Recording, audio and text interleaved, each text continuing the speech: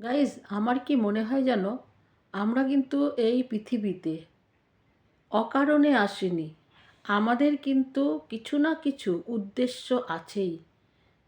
আমাদের এই পৃথিবীতে কর্ম আছে। সেই কর্মের জন্যই কিন্তু আমরা এই পৃথিবীতে জন্ম নিয়েছি। তো আমরা জন্ম তো নিয়েছি, কিন্তু আমরা কর্ম জানি না। আমরা জানি না আমাদের কি করতে হবে, আমাদের কর্মটা কি। আমাদের কাছে তো কোনো মেসেজ নেই।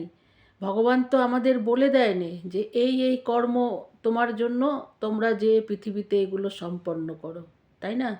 আমরা তো জানি না। আমরা ভটকাতে থাকি সারা জীবন। আমরা বুঝতেই পারি না আমাদের কর্ম কি আসলে। তো এইভাবে আমরা ভটকাতে থাকি।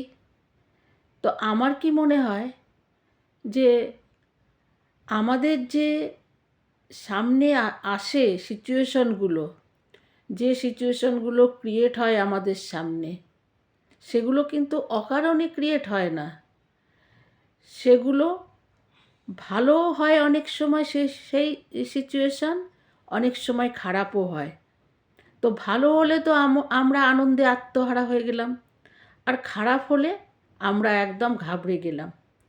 তো আমার মনে হয় যে প্রত্যেকটা সিচুয়েশন না ঘাবড়ে সেটাকে সম্পন্ন করাই আমাদের কর্ম।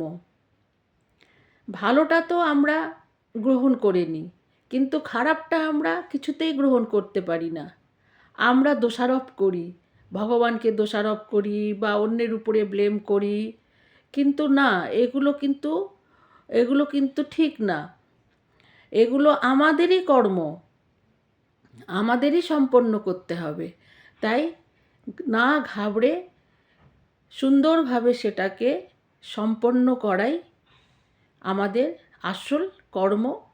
আমি তো সেটাই মনে করি।